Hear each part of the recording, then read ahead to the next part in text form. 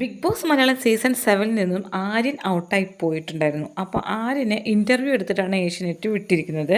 ആ ഇൻ്റർവ്യൂവിൽ ആര്യൻ പല കാര്യങ്ങളും പറയുന്നുണ്ട്. അതാണ് ഞാൻ പറയാൻ പോകുന്നത്. ആര്യൻ പറയുന്നുണ്ട്, എന്നോട് അനുമോൾക്ക് ഇഷ്ടമാണ്. അതിൽ പ്രധാനപ്പെട്ട ഭാഗങ്ങൾ മാത്രമേ ഞാൻ പറയുന്നുള്ളൂ കേട്ടോ. എന്നോട് അനുമോൾക്ക് ഭയങ്കര ഇഷ്ടമാണ്. അത് എനിക്ക് മനസ്സിലായിട്ടുണ്ട് പലപ്പോഴും. ആ നോട്ടത്തിലും ആ തമാശ പറയണതിലും ആ ദേഷ്യപ്പെടണതിലും ഒക്കെ. ഒരു ആൺകുട്ടിയെ കിട്ടിയില്ലെങ്കിൽ അവൾക്കൊരു റിവഞ്ച് വരും. അത് സാധാരണ സ്കൂൾ കാലഘട്ടങ്ങളിൽ നമ്മൾ ഓരോ പെൺകുട്ടികളും ആൺകുട്ടികളും കണ്ടിട്ടുള്ളതാണ്. തിരിച്ചും അങ്ങോട്ടും ഇങ്ങോട്ടും കിട്ടിയില്ലെങ്കിൽ റിവഞ്ച് വരും. അതാണ് അവൾക്ക് എന്നോട് വന്നിരിക്കുന്നത്. ഞാൻ ചെയ്യാത്ത കാര്യമാണ് ഞാൻ ചെയ്തു എന്ന് പറഞ്ഞത്. ഞാൻ പുതപ്പിൻ്റെ അടിയിൽ അപ്പോൾ ചോദിക്കുന്നുണ്ട്, അവതാരിക ചോദിക്കുന്നുണ്ട്, പുതപ്പിൻ്റെ അടിയിൽ എന്തായിരുന്നു? പുതപ്പിൻ്റെ അടിയിൽ ഒരു സ്ത്രീയും പുരുഷനും കിടക്കുക തന്നെയായിരുന്നു. അവർ ഉറങ്ങുകയായിരുന്നു. അല്ലാണ്ട് എന്ത് ചെയ്യാം? പക്ഷെ അനുമോൾ വരുന്നത് ഞാൻ ആ സമയത്ത് എൻ്റെ കഴുത്തിനൊപ്പേ പുതപ്പുണ്ടായിരുന്നുള്ളൂ. അനുമോൾ വരുന്നത് കണ്ടിട്ട് ഞാൻ ജിസേലിനോട് പറഞ്ഞു, അനുമോൾ വരുന്നുണ്ട് എന്ന് പറഞ്ഞിട്ടാണ് ഞങ്ങൾ മൂടിപ്പോച്ച് കിടന്നത്.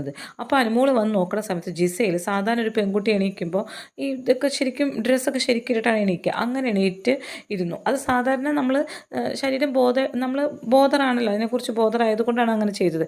പക്ഷേ ഇവൾ തെറ്റിദ്ധരിച്ച് ഞങ്ങളെക്കുറിച്ച് അടുത്തടുത്ത് വന്ന് ഉമ്മ വെച്ചു എന്നൊക്കെ പറഞ്ഞു. അത് ഇവൾക്ക് എന്നെ കിട്ടാത്തതിലുള്ള റിവെഞ്ചാണെന്ന് പറയുന്നുണ്ട്.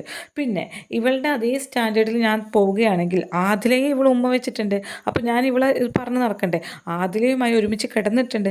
ആദില ഒരു ലെസ്ബിയനല്ലേ? അപ്പോൾ ആദിലയെ നൂറേനെ അപ്പുറത്തും കിടത്തിയിട്ട് നടുക്കിൽ ഇവൾ കിടന്ന് പുതപ്പും മൂടി പോച്ച് കിടന്ന് ആദിലയെ ഉമ്മ വെക്കുന്നതൊക്കെ ഞാൻ കണ്ടിട്ടുണ്ട്. അപ്പോൾ ഇതൊക്കെ ഞാനും പറയുകയാണെങ്കിൽ എന്തായിരിക്കും?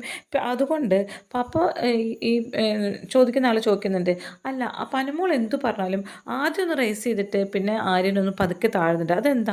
പി ആറിനെ ഭയന്നിട്ട് തന്നെ. കാരണം അനുമോൾക്ക് നല്ല സ്ട്രോങ് പി ആർ ഉണ്ട്. എങ്ങനെ അറിയാം സ്ട്രോങ് പി ആർ ആണെന്ന്? അനുമോളുടെ പി ആർ എന്നെ സമീപിച്ചിരുന്നു. ഇതിനു മുന്നേ ഞങ്ങളോട് വരുന്നേക്കാളും മുന്നേ ഞാൻ അനുമോളുടെ പി ആർ ആണ്, നിങ്ങൾക്ക് പി ആർ വർക്ക് ചെയ്യണോ എന്നൊക്കെ ചോദിച്ചിട്ട് ഇത്രയും പൈസ ഞാൻ മേടിച്ചിട്ടുണ്ട്, അപ്പോൾ നിങ്ങൾ എങ്ങനെയാണ് പി ആർ വർക്ക് ചെയ്യുന്നത് എന്നൊക്കെ ഞാൻ ചോദിച്ചിരുന്നു. അപ്പോൾ പറഞ്ഞു, അനുമോൾ എന്ത് പറഞ്ഞാലും അത് ഉയർത്തി കാണിക്കും.